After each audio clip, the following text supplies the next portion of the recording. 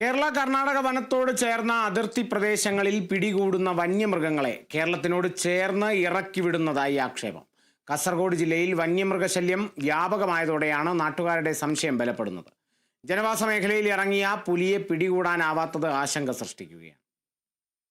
ഈ നമ്മുടെ പ്രദേശത്ത് കാണുന്ന പുലികളുടെ എണ്ണത്തിലെ വർധനവാണ് നമുക്ക് സംശയം അങ്ങനെ വരാനുള്ളത്. ആളുകളൊക്കെ പ്രാദേശികമായിട്ട് സംസാരിക്കുന്നത് നമ്മുടെ നാട്ടിലുണ്ടാകുന്ന ഉൽപ്പാദിപ്പിക്കുന്നതൊന്നും അല്ലതാ.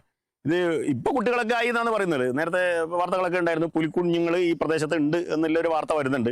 പക്ഷേ വലിയ പുലികൾ തന്നെ ഏകദേശം ഒരു 6-ലധികം പുലികൾ ഈ പ്രദേശത്ത് ഉണ്ട് എന്നാണ് പൊതുവെ പറയപ്പെടുന്നത്.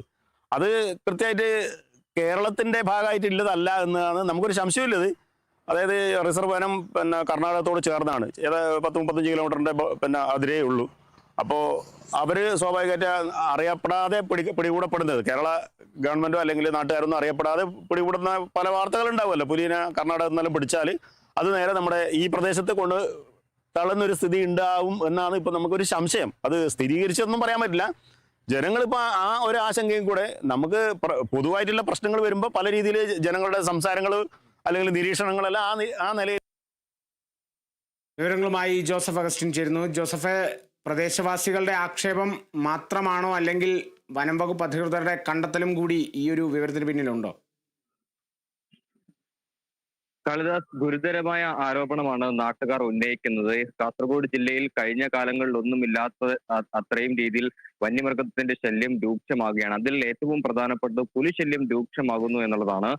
കഴിഞ്ഞ ദിവസങ്ങളിൽ ഇത്തരത്തിൽ പുലിയെ വീടിന്റെ ടെറസിനോടൊക്കെ ചേർന്ന പ്രദേശങ്ങളിൽ കണ്ടെത്തിയിരുന്നു. ഇവിടെ സ്ഥിരമായി പുലി വരാറുണ്ട് എന്നാണ് വിവിധ CCTV ദൃശ്യങ്ങൾ പരിശോധിച്ചതിൽ നിന്ന് മനസ്സിലായത്. പക്ഷേ പുലി കൂടാൻ ഇതുവരെയും ബന്ധപ്പെട്ട അധികൃതർക്ക് തയ്യാറായിട്ടില്ല. നാട്ടുകാർ ഉന്നയിക്കുന്ന ഗുരുതരമായ ആരോപണം ഇപ്രകാരമാണ്. അതായത് കേരള കർണാടക അതിർത്തിയോട് ചേർന്ന വലിയ രീതിയിൽ റിസർവ് വനങ്ങളുണ്ട്. കർണാടകയുടെ അധീനതയിലുള്ള റിസർവ് വനങ്ങളാണിത്.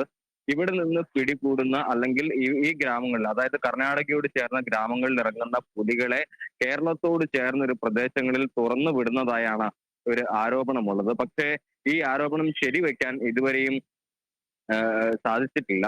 ഈ ഉദ്യോഗസ്ഥരടക്കം ഇത്തരത്തിലൊരു ആശങ്ക പങ്കുവെക്കുന്ന ഒരു സാഹചര്യമുണ്ട്.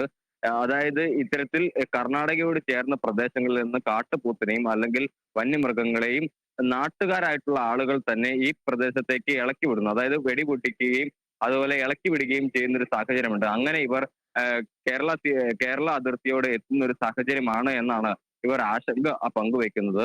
നമുക്കറിയുന്ന പോലെ തന്നെ ഈ കേരള കർണാടക പ്രദേശത്തോട് ചേർന്ന് 1.5 കിലോമീറ്റർ മാത്രമാണ് ഈ ഫോറസ്റ്റിന് വീതിയുള്ളത്. അതുകൊണ്ട് തന്നെ അവിടെ നിന്ന് പുലികളെ അല്ലെങ്കിൽ വന്യമൃഗങ്ങളെ ഓടിച്ചു കഴിഞ്ഞാൽ എത്രയും വേഗം കേരളത്തിലേക്ക് എത്തുകയും കേരളത്തിൽ നിന്ന് പുലികളെ വന്യജീവികളെ ഓടിച്ചു കഴിഞ്ഞാൽ എത്രയും വേഗം അപ്പുറത്തെത്തുകയും ചെയ്യുന്ന ഒരു സാഹചര്യമുണ്ട്. ഇത് അതിർത്തിയിൽ താമസിക്കുന്ന ഗ്രാമീണരായിട്ടുള്ള ആളുകളെയാണ് ഏറ്റവും കൂടുതൽ ബാധിക്കുന്നത്. കഴിഞ്ഞ കാലങ്ങളിൽ ഇത്തരത്തിൽ പുലിയുടെ ശല്യം ഒന്നുമില്ലായിരുന്ന ഒരു ജില്ല തന്നെയാണ് കാസർഗോഡ് ജില്ല. ഈ കഴിഞ്ഞ ഒരു 3 മാസത്തിനുള്ളിലാണ് ഇത്തരത്തിൽ പുലിയുടെ ശല്യം വ്യാപകമായി വരുന്നത്. ഇതിൽ വലിയ ആശങ്കയാണ് നാട്ടുകാർ രേഖപ്പെടുത്തുന്നത്. മാത്രവുമല്ല, ഇത്തരത്തിൽ കർണാടകയുടെ ഭാഗത്തുനിന്ന് ഗുരുതര വീഴ്ച ഉണ്ടായിട്ടുണ്ടോ എന്നുള്ള ആരോപണവും ഇവർ ഉയർത്തിക്കാട്ടുന്നുണ്ട്. കാളിദാസ്, ജോസഫ്, ഇത്രയും ആരോപണം ഉയർന്നൊരു സാഹചര്യത്തിൽ ഇനി പ്രതിഷേധത്തിലേക്കാണോ പ്രദേശവാസികൾ നീങ്ങുന്നത്? കാളിദാസ്, ഇതുമായി ബന്ധപ്പെട്ട് ചില സംശയങ്ങൾ മാത്രമാണ് അവർക്കുള്ളത്. അതുകൊണ്ടാണ് ഒരു പ്രത്യക്ഷ സമരത്തിലേക്ക് അവർ ഇതുവരെയും കടക്കാത്തത്. കൃത്യമായ സൂചനകൾ ലഭിക്കുകയാണെങ്കിൽ ഇതിനെതിരെ ശക്തമായ പ്രതിഷേധ പരിപാടികളുമായി മുന്നിട്ടിറങ്ങുമെന്ന് തന്നെയാണ് വിവിധ രാഷ്ട്രീയ പാർട്ടികൾ തന്നെ വ്യക്തമാക്കിയിട്ടുള്ളത്. കഴിഞ്ഞ 1 മാസം മുമ്പ് നടത്തിയ ഇത്തരത്തിൽ കേരളത്തിനോട് ചേർന്ന് ഒരു പുലിയെ ഇറക്കിവിട്ട ഒരു ജനവാസ മേഖലയിൽ പുലിയെ ഇറക്കിവിട്ടൊരു സംഭവത്തിൽ BJP പ്രവർത്തകരും മറ്റ് രാഷ്ട്രീയ പ്രവർത്തകരും വലിയ രീതിയിലുള്ള പ്രതിഷേധവുമായി DFOയുടെ ഓഫീസിലേക്ക് എത്തുന്ന ഒരു സാഹചര്യമുണ്ടായി.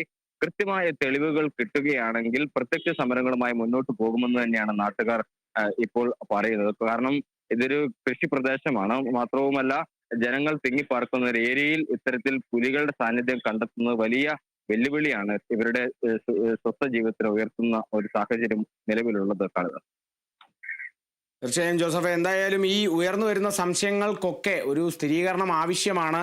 വനം വകുപ്പിന്റെ ഭാഗത്തു നിന്നുള്ളൊരു അന്വേഷണത്തിന് സാധ്യത നിലവിലെ സാഹചര്യത്തിൽ എത്രത്തോളം ഉണ്ട്?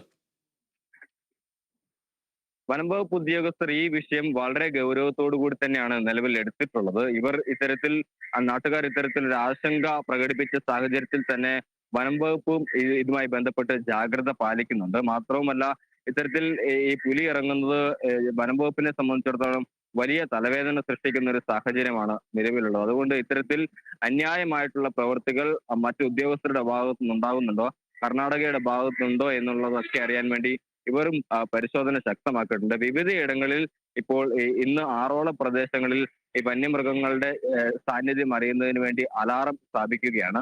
മാത്രവുമല്ല, കൂടുതൽ നിരീക്ഷണ ക്യാമറകൾ ഈ അതിർത്തിയോട് ചേർന്ന പ്രദേശങ്ങളിൽ സ്ഥാപിക്കാനാണ് ഇവർ തീരുമാനിച്ചിട്ടുള്ളത്. മാത്രവുമല്ല, ഈ ഗ്രാമീണരായിട്ടുള്ള ആളുകളിൽ നിന്ന് കൂടുതൽ വിവരങ്ങൾ തേടി എങ്ങനെയാണ് ഇത്തരത്തിൽ കൂടുതൽ വന്യമൃഗങ്ങൾ ഈ കേരളത്തിലേക്ക് എത്തുന്നതെന്ന് അടക്കമുള്ള കാര്യങ്ങൾ ഇവർ പരിശോധിച്ച് വരുന്നുണ്ട്. കടുത്ത ശരി, ജോസഫ് അഗസ്റ്റിനാണ് വിവരങ്ങൾ നൽകിയത്.